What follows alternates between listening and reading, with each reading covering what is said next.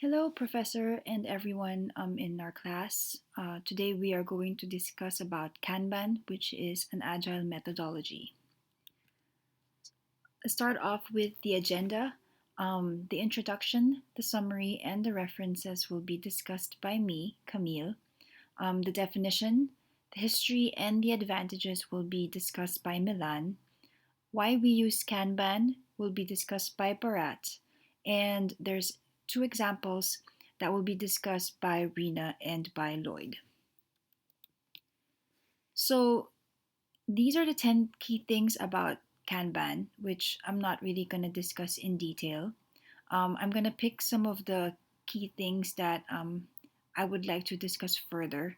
For example, number one, every Kanban system is unique. Um, we're gonna find out in a few minutes when my teammates discuss it that it's a very visual system, and of course, depending on how the project is, it is very unique.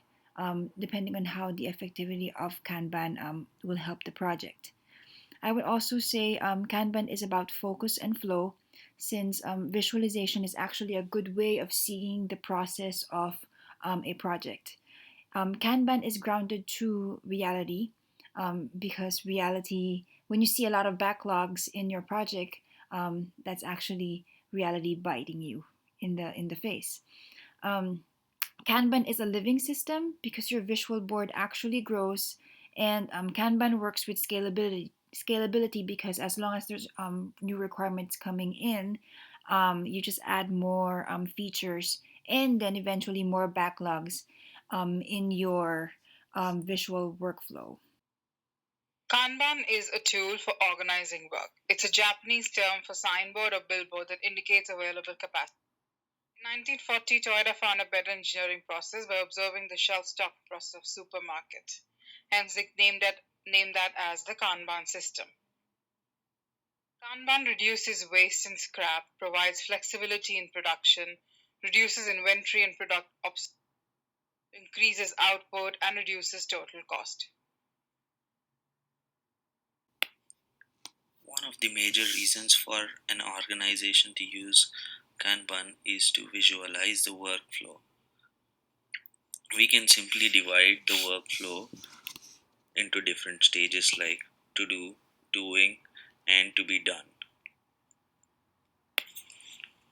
By implementing Kanban in an organization, we can improve the workflow process, effective teamwork, desired results in set time frame, increase efficiency, increases communication within the team, better understanding of client requirements. As most of us know, a picture is worth 1,000 words. We gather about 80% of the information visually.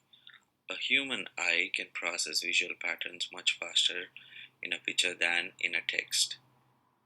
This is the reason Kanban uses visualization, which is helpful for an organization. The key components of establishing a visual workspace in an organization are the five S's: sort, set in order, shine, standardize, sustain. By using these, we can achieve results like improved profitability, efficiency, service, and safety. A team on a state government builds and now maintains an application that handles teacher licensing and relicensing. The application gives information about teacher licensing, allows the teacher to apply by choosing a path, allows teachers to request for a waiver, helps in administering the testing, helps in communicating to teachers, and helps in issuing and reissuing of licenses. On this team, Kanban is carried out in an agile fashion. The team size is about 9 people. The team meets every day at 9:30 for Kanban meetings. The enhancements are time boxed and are known as iterations of about 14 to 21 days. The team engages in agile meetings. The team practices scaled agile framework. What is the organization of the Kanban? The team builds an approximation of the current process. They define the initial work in progress limits. The team's Kanban is iterative. Current workflow is presented in analyze, review, build, and test. As the process becomes more iterative, steps might be merged, split, or redefined. This is a draft example of a Kanban board for this team. The first section will show the team backlog. The second section will show the requirements that are yet to be analyzed. The third one will show requirements that are in review. The fourth shows development. The fifth shows QA, and the last one shows acceptance testing.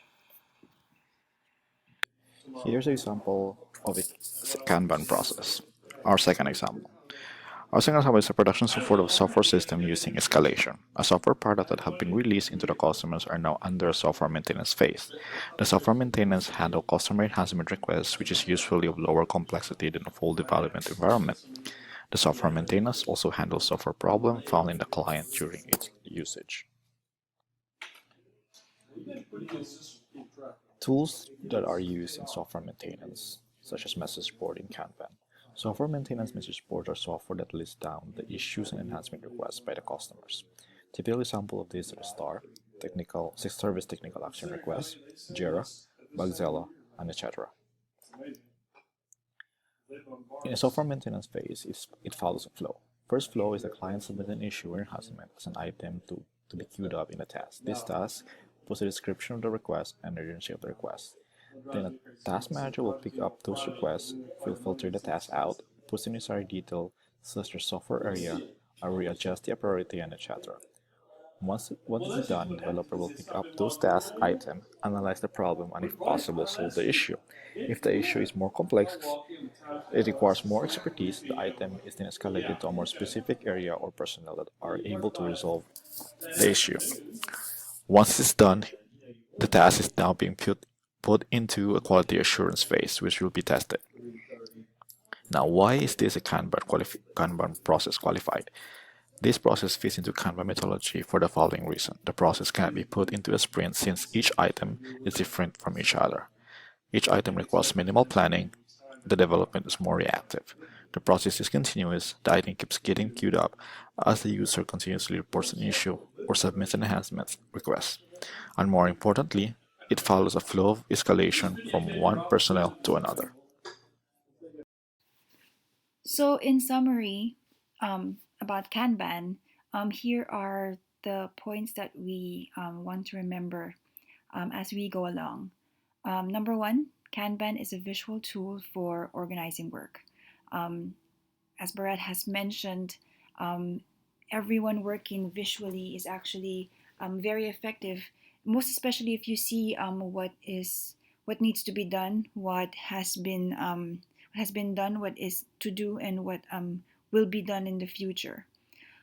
Point number two, Kanban increases efficiency and improves communication in a team. Once you get a feature that you need to work on, you need to discuss it with your team to make it work.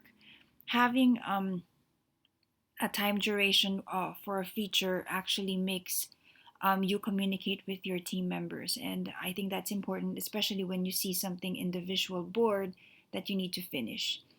Number three, it's very flexible and works well with almost any project. But like what I mentioned on my first slide, I've said that it's unique in every way. Although it's very flexible, it can be customized to your project depending on the needs of your project. And lastly, Kanban works well with scalability. Um, I think it's important for any agile methodology to work well with scalability because projects change. If you adapt to change, then it's a good methodology. Requirements change that we can't really control.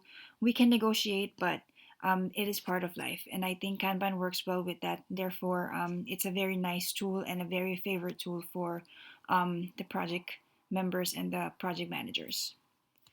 So here are the references that we used for this presentation. Thank you all for listening. And please don't hesitate to contact us if you have any questions and concerns. Good day.